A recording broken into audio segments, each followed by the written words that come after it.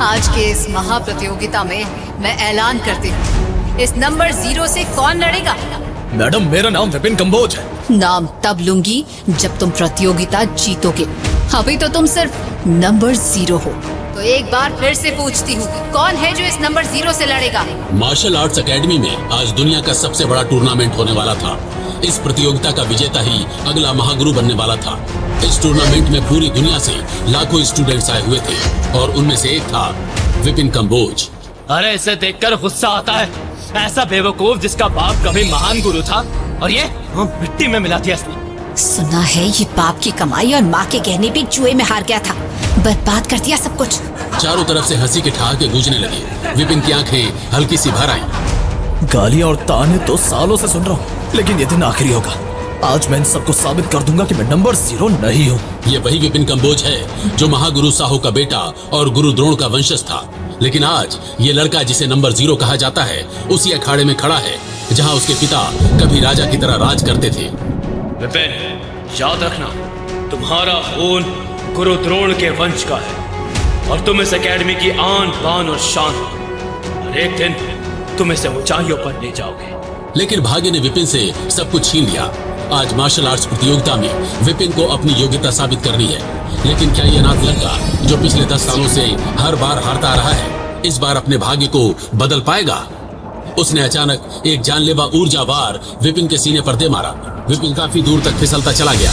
नहीं, इस बार नहीं, लेकिन एक लड़की पर कैसे वार करूं, और वो भी अकीरा।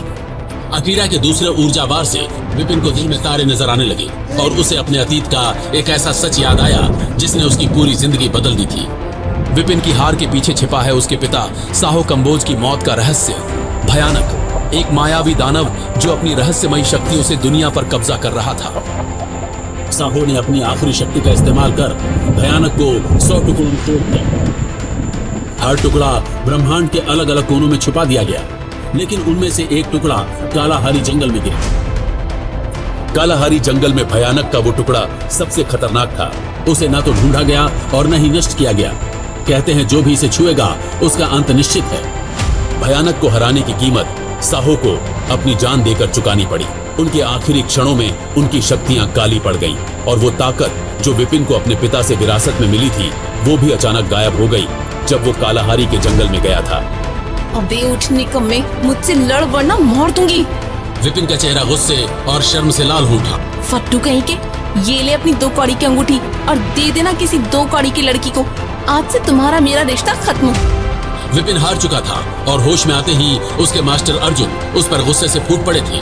वहीं दूसरी तरफ मास्टर शर्मा के चेहरे पर विपिन के लिए एक अजीब सी दया और दिलचस्पी झलक रही थी। विपिन, तुम अपने पिता के नाम पर केवल बोझ बनकर जी रहे हो।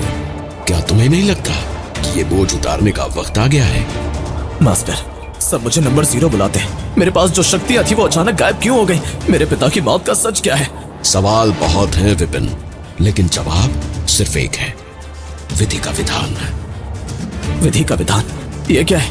विधि का विधान एक ऐसी किताब है जिसे देवताओं और राक्षसों ने मिलकर लिखा था। इसमें हर मार्शल आर्ट टेक्निक, हर राज और हर शक्ति का रहस्य छुपा हुआ है। लेकिन इसे सिर्फ द्रोण वंशज ही पढ़ सकता है और वही तुम्हें तुम्हारी ताकतें वापस दिला सकती है। विधि का विधान को लिखने का उद्देश्य था ब्रह्मांड का संतुलन बनाए रखना। लेकिन अगर कोई गलत इरादे से इसका इस्तेमाल करे तो ये किताब उसे और पूरे ब्रह्मांड को बर्बाद कर सकती थी। अगर ये किताब इतनी ही ताकतवर है तो ये है कहाँ? मास्टर सेक की लाइब्रेरी में है। मास्टर सेक? लेकिन उन्होंने तो खुद को दुनिया से दूर कर लिया था। कोई नहीं जानता कि वो कहाँ है। लेकिन किताब वही है जहाँ तुम्हारे पिता ने इसे आखिरी बार छोड़ा था, पर उसे हासिल करना आसान नहीं है। अगर ये किताब मुझे मेरी शक्तियाँ वापस दिला सकती है तो मैं इसे जरूर हासिल करूंगा। लेकिन एक बात याद रखना विपिन, इस किताब तक पहुँचने की कोशिश में असफल हुए कई लोग या तो पागल हो गए या फिर हमेशा के लिए गायब है। जब पूरी दुनिया सो रही थी, विपिन ने एक खतरनाक फैसला कर लिया था। वो किताब चुराने के लिए दबे पांव लाइब्रेरी तक पहुंच गया। इतनी बड़ी लाइब्रेरी और इतनी पुरानी किताबें। विपिन की नजर आखिरकार उस किताब पर पड़ती है, क्योंकि सिर्फ द्रोण वंशज ही उस किताब को देख या पढ़ सकते थे। वो किताब एक जादुई ऊर्जा के गोले में रखी है। मिल गई, विधि का विधान। अब बस इसे पढ़कर मैं अपनी शक्तियाँ वापस ला सकता हूँ। ये किताब दुनिया का सबसे बड़ा रहस्य थी, जिसे सुरक्षित रखने के लिए मास्टर शेख ने कई जादुई अलार्म लगाए थे।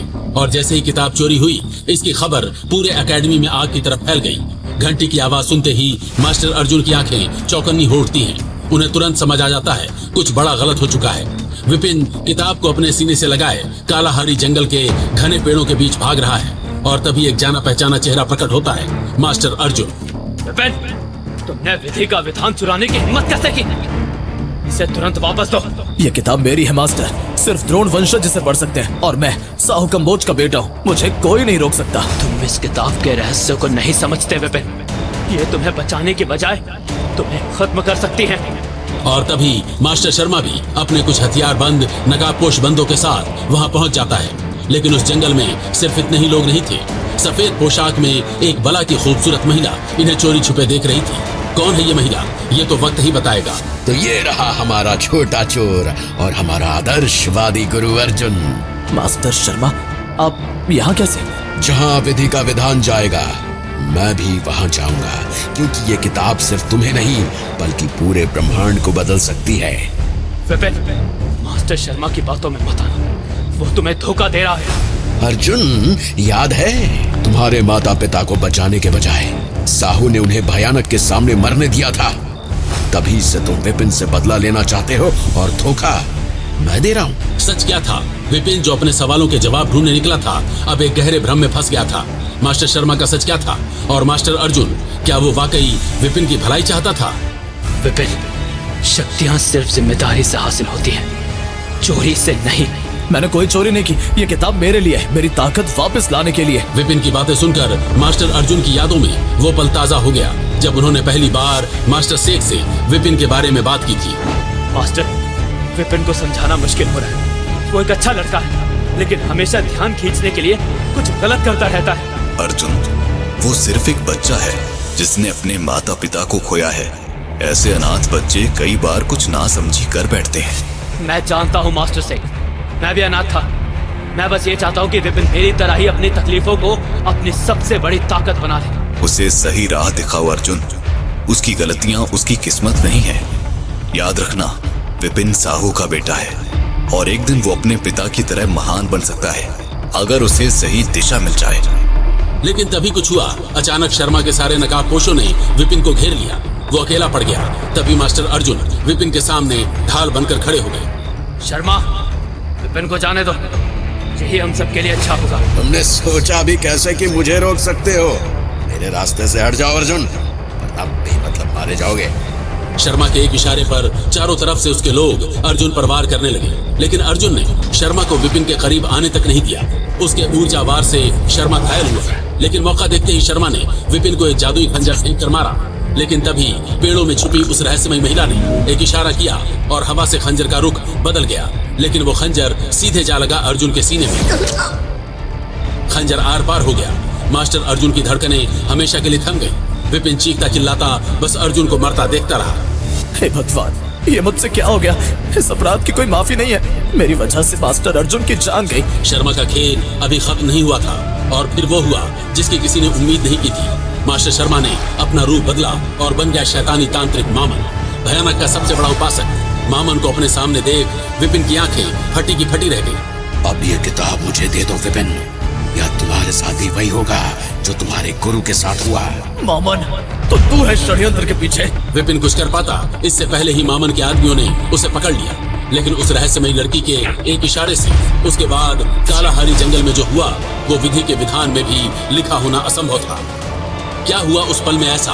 क्या विपिन मामन से अपनी जान बचा पाएगा? आखिर विपिन के शरीर में भयानक का 100वां टुकड़ा कैसे आया? आखिर मामन कैसे करेगा भयानक को जिंदा?